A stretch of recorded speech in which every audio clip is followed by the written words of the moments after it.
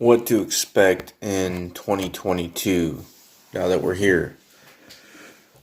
We are going to see more of the real being divided from the fake. So we're going to see this division happen more and more.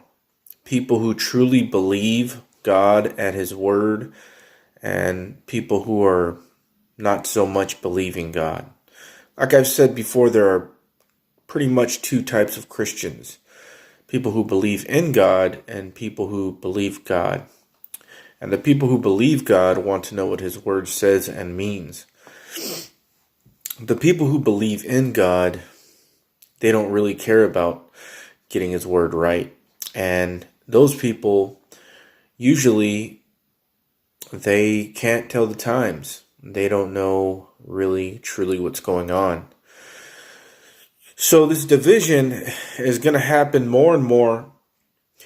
We are going to see things progress into more and more of a chaotic situation on the earth where people think that things are going back to normal because maybe things are opening back up and they're assimilating society together again and jobs are coming back, but it's all fake.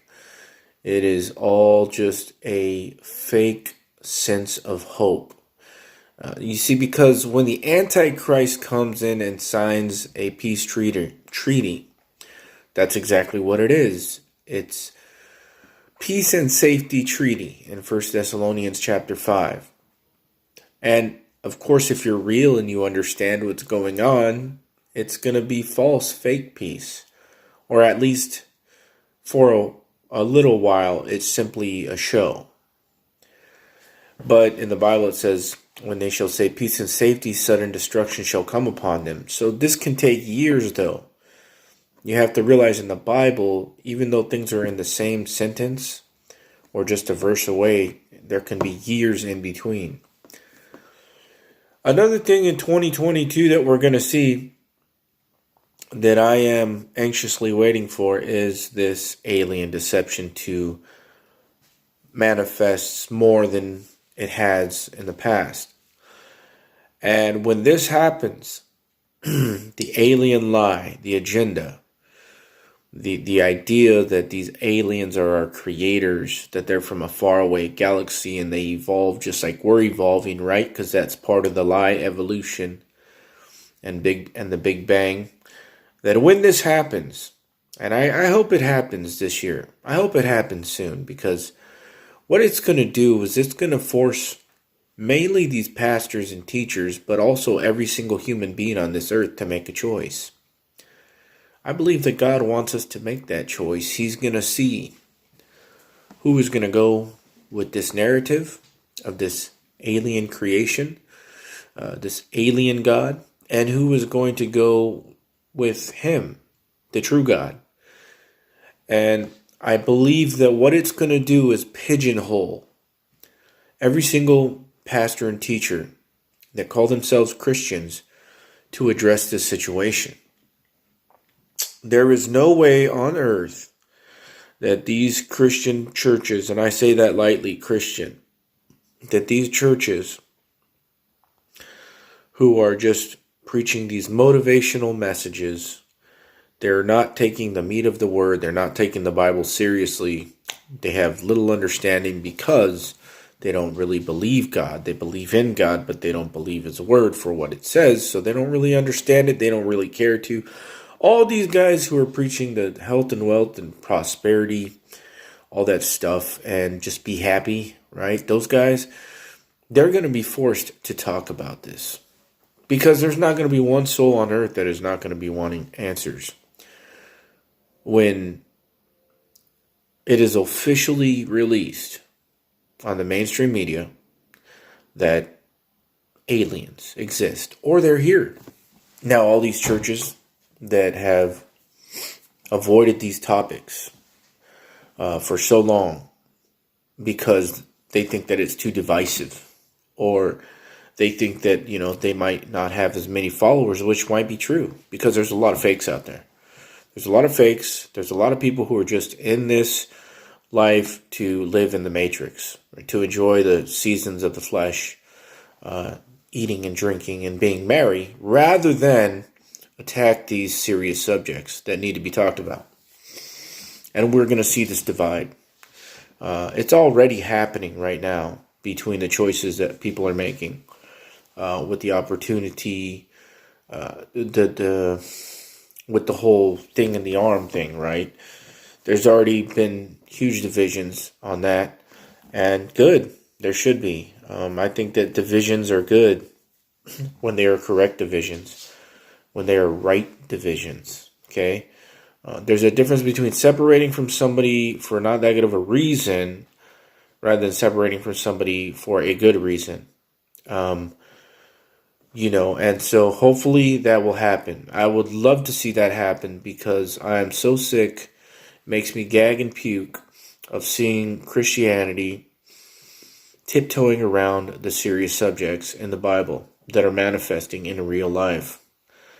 And if this happens, this whole alien disclosure, then it's going to force the hand of all these people into making a choice and into having to talk about it and into having to look into the Bible and see what it says on this matter. I've been talking about it for 5 to 7 years. Other people have too, much longer than me. If you were to look at my career, 5 to 7 years, some people have been talking about this for 20 years. But it's the fakes that don't want to hear about it because you're going to ruin their good time.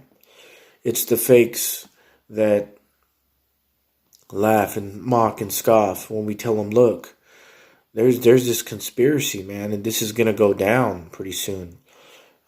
It's those people that I want to see their jaw drop and just their spirit on the inside curdle, because now they're faced with reality. And now they're faced with having to come to terms with what a waste of nonsense of life that they have been living. That doesn't mean anything anymore.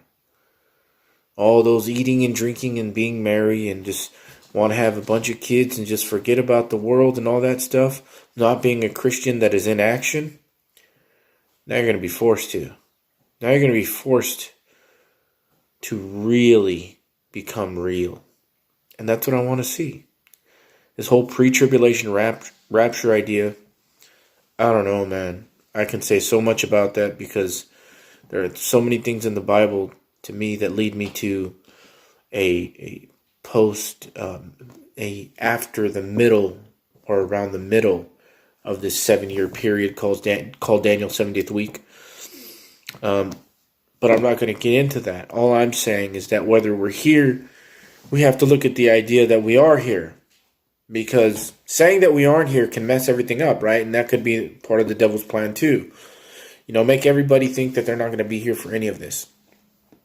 So they don't have to prepare, they don't have to get their mind ready, and that's how you get all these people who just believe in God to just keep living their lives as if there's no awareness of the times that they're in and what's going on. So, again, I'm not thinking pre-7-year rapture minded. That's a bad way to think, in fact, if you ask me. I understand that it can be a very happy thought and a great thought to go to be with God and be rid of this world. I get that. I felt that a lot when I'm like, yeah. But then you have to come back down and take your imagination captive, because you also have to think of the flip side. What if that is not correct? And if that is not correct, we need to get to work. We need to, prepare. And these are two totally different mindsets. If I knew for a fact that this year the rapture was going to happen, I would just toss all that away. I wouldn't think about preparing. I wouldn't think about warning people for what's coming. I wouldn't think about doing anything. I would be like this. I would be on cloud 9, as they say, right? Just floating in the air. Can't wait to get it's just going to be out of here. Boy, and if it's not true that there's a pre-7-year rapture, man, that's a pretty good idea from the devil, right? I mean, isn't it curious that even false teachers, like complete fakes, teach a pre-7-year rapture? Why are they teaching the same? Why is almost everybody on the same accord when it comes to pre-7-year rapture? Fakes, real teachers that we think are real, people who are very knowledgeable, people who are not that knowledgeable. Most of them believe this pre-7-year rapture. I'll tell you what, man, there's something fishy going on there. And like I said, for me to show you all the things that I can see that can dispute a pre-7-year rapture, there's plenty of them. There's plenty of them. But like I said, I'm not going to get into every single Bible verse because I only have 15 minutes for this video. So that's what I hope to see this year, is people's feet being put to the fire, forced to make a choice. And once you really make that choice, once you really make a choice to believe God for what he says, then your life really changes. Then God really does a work in you. Because when you're on the fence, right, when you just believe a couple things and then just throw the rest out like you don't really care, you don't really change that much. It doesn't change your whole set and ways of thinking. But when you truly believe God, he will open your eyes and he will show you what time it is and what's really going on. And that's when you truly change everything in your thinking. All of it.